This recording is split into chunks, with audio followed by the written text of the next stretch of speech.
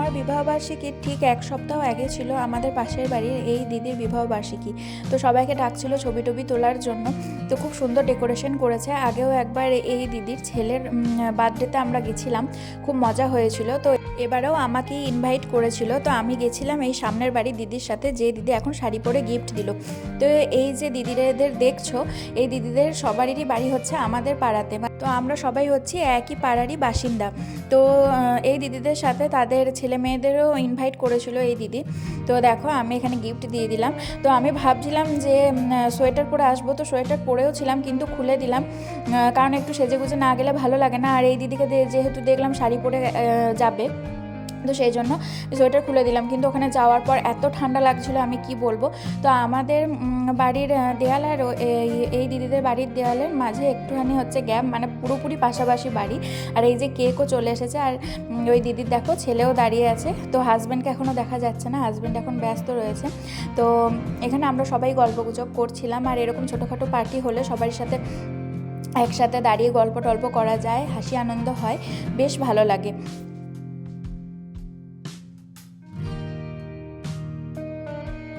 এই যে দেখো দাদাও চলে এসেছে। তো দুজনকে রিং গিফট করলো। তো এখন একটু ফটো সেশন হবে, তারপরেই আর কি কেক টেক কাটা হবে। তো প্রথমে আমরা তো সবাই বলছিলাম দুজনকে রিং পরিয়ে দিতে।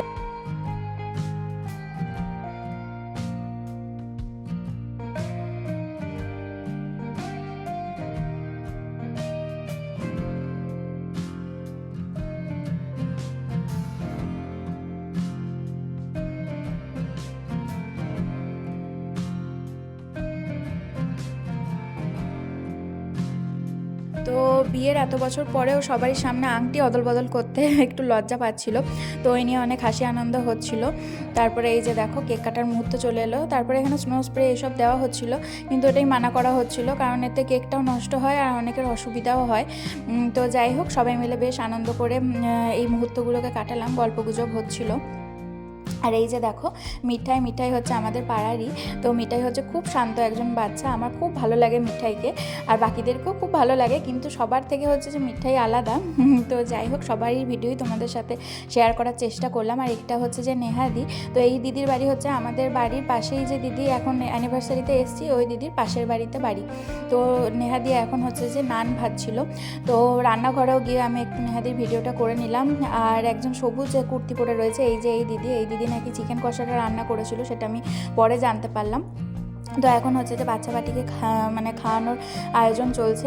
তো যার অ্যানিভার্সারি খুশিদি, তো খুশিদি রান্না বান্নাগুলো বেশিরভাগটা আজকে করেছে। আর নানটা যেহেতু গরম গরম সবাইকে সার্ভ করা হবে, সেই জন্য খেতে বসার আগে গরম গরম নানটাকে ভাজা হচ্ছিল। তো তারপরে আমিও খেতে বসে গেলাম পাতা জল গ্লাস নিয়ে। এখানে প্রথমেই গরম গরম নান দেওয়া হলো, তার সাথে মটরশুঁটি দিয়ে পনির করা হয়েছিল, মটর পনির করা হয়েছিল, তার সাথে ছিল পোলাও, আর এখানে হয়েছে যে চিকেন কষা।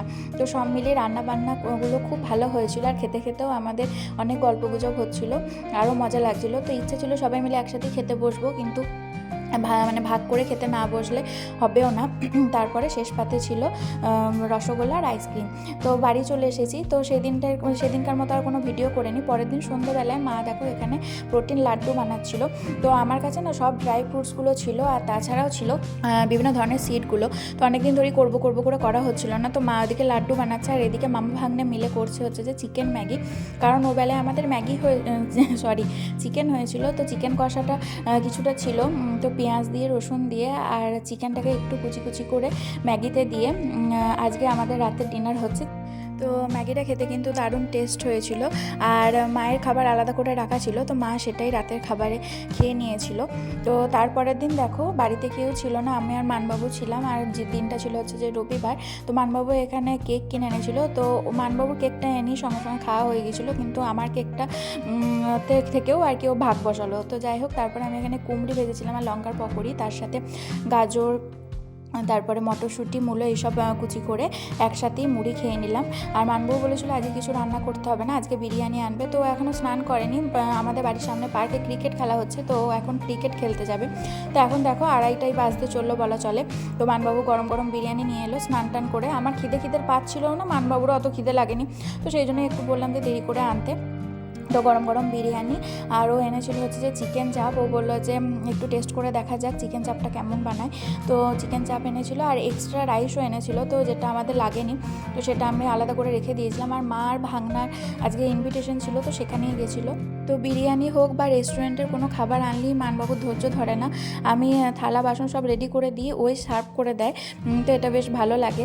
আর লেগ পিস থাকলে তো সবসময় লেগ পিসটা আমাকে দেয়। আমি বলি যে একবার আমি খাবো, একবার তুমি খাবে, এরকমভাবেই খাওয়া দরকার, কিন্তু ও শোনে না। ও বলে যে তুমি সলিড মাংস খেতে পারো না, তুমি লেগ পিসটা নাও। তো যাই হোক, তারপরে এখানে স্যালাডটা আমি একটা বাটিতে নিয়ে ধুয়ে নিয়েছিলাম, তারপরেই স্যালাডটা এখানে খাচ্ছি, কারণ অনেকক্ষণ ধরে কাটা থাকে, মানে মাছি টাছি বসে, আমার খুব অস্বস্তি লাগে। তো না খাওয়াই উচিত, কিন্তু ধুয়ে ভালো করে পরিষ্কার করে তারপরেই খাই। তো চিকেন চাপটা অনেক তেল ঝাল মশলা দেওয়া ছিল, যেটা আমি একটুখানি টেস্ট করেছিলাম, বেশি খাইনি।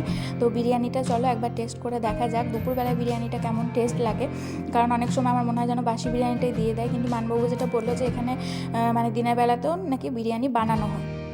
তো আমিও রাস্তায় অনেকবার দেখেছি সাইডের দোকানগুলোয়, যেগুলোয় ভালো বিরিয়ানি পাওয়া যায়, দিনের বেলাতেও নতুন করে বানানো হয়। তো যাই হোক, গরম গরম ধোঁয়াটা বিরিয়ানিটা খেতে কিন্তু বেশ ভালো লাগছিলো। তো দুজন মিলে গল্প করতে করতে আজকে দুপুরের লাঞ্চটা সেরে নিলাম। তারপরের দিন দেখো, মা এখানে আমাদের এই সিঁড়িটা নিয়ে আমার বাবার ছবিতে, আর এখানে পিসিমা শাশুড়ির ছবিতে, আর আমার শ্বশুরমশাইয়ের ছবিতে মালাগুলোকে পরিয়ে দিচ্ছে। তো এই মালাগুলো না সম্পূর্ণ মায়ের নিজের হাতে তৈরি করা। তো মা এই মালাগুলো নিজের হাতেই করতে পারে। তো মা মালাগুলো রেডি করে সবাইকে পরিয়ে